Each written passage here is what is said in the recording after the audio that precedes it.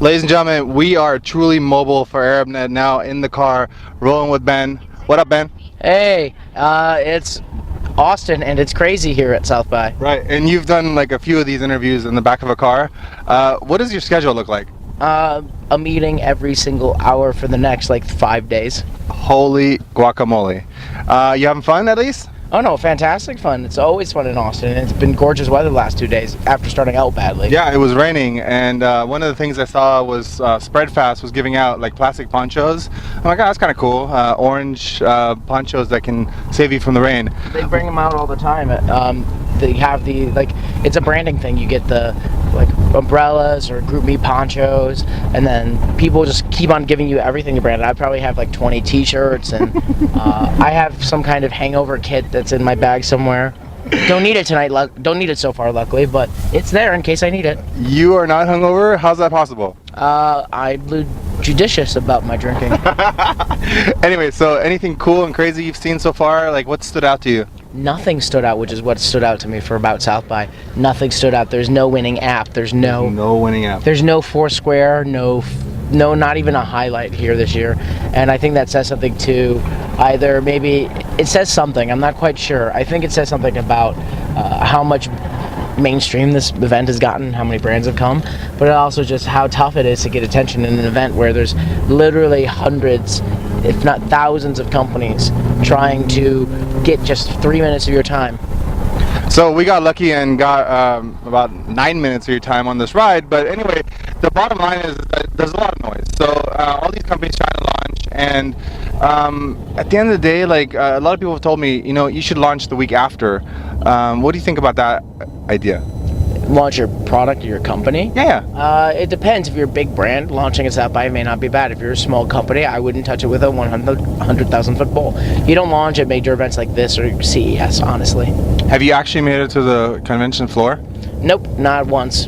And you know, most people don't, and that's No. funny. So no booth, no floor, just cruising around, networking, parties, and you're obviously a master at that, right? Yeah, you really don't need a badge.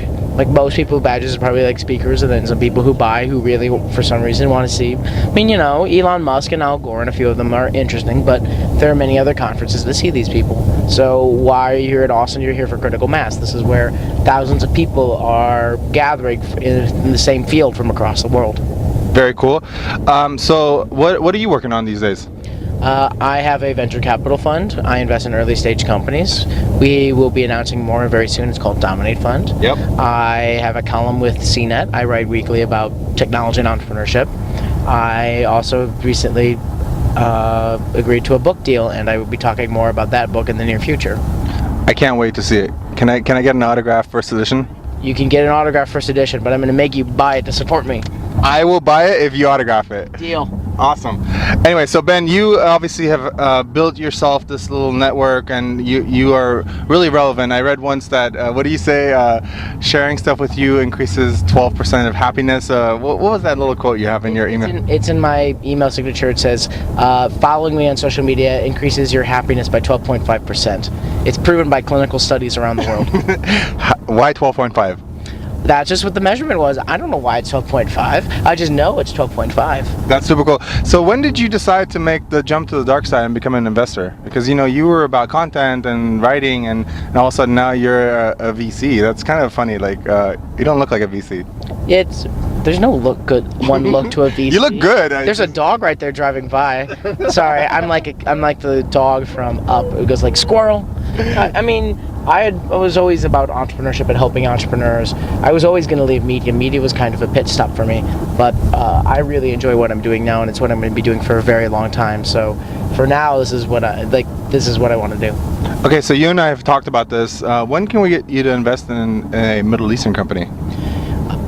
I will have more announcements on that front in the near future, but in the meantime, I think it's one where it's like I gotta prepare my fund for U.S. deal flow, and then I add international teams to help me with international deal flow. I think there's also some investors who are just frankly better at pure international, like Dave McClure is among the best when it comes to that. So when it comes to those kind of things, if he wants me to come in on a deal, I might very well come in on a deal. So we'll see. Yeah, so Dave and David Bloomberg and a couple of others are really the only guys really doing stuff. Dave just did a deal in Oman. He's doing stuff in Turkey. But I mean, I've told you about a bunch of companies in the Middle East, and there's some really cool, interesting stuff coming out of the region. And it's kind of sad because the investors still are a little bit shy as far as investing in the Middle Eastern companies. What's your thoughts on that? There's an initiative that I can't talk about on camera yet that will help solve that problem in the near future, to help bring Middle Eastern entrepreneurs closer to Silicon Valley. And so there'll be more on that in the near future. Awesome. And you know that's what we do. So we're trying to build a bridge. And can we be a bridge into your like front driveway? Maybe not my front driveway, but you know, maybe a block away. Yeah. If you can make a magical rainbow road, I'm all down for that, though. We are building a magical rainbow road with ArabNet, and also, you know, our efforts with Technology in a Tent. You know, we've launched this series. It's Bill Maher meets Larry King meets Khan Academy, and so people get in the tent, they tell a story, and it's basically a curriculum that people learn from. You know, Steve Blank, Vivek Wadhwa, the founders of Indiegogo, founders of Unoodle, and so we're really trying to empower the entire ecosystem to get them to understand how things are done here. Because have you actually made it to the Middle East, by the way? Have I personally? Only briefly in. I made it briefly once, but I'm going to do a longer trip sometime. I'm hoping either later this year or next year. Okay, so we would like to invite you personally and sponsor you to come to the Middle East and, you know, share some of your stories and inspire some of the entrepreneurs, because you obviously have millions of stories or thousands? Way too many. Way millions, right? Yes, exactly. Definitely will come. Okay, so we'd love to have you join us. ArabNet is doing a big conference in Dubai, maybe I think early part of June. If we can get you on a flight there, I will make sure you will have an awesome time. And ArabNet obviously is doing these big conferences. We're actually launching this in Beirut next week. 1,000 people there, 50,000 tweets generated, biggest event in the region. So one of these days, we'd love to have you cheerlead for, you know, entrepreneurship and the things that you're doing in the Middle East. You down? I'm looking forward to it. Awesome. Thanks, Ben. Thank you. We'll see you. Peace.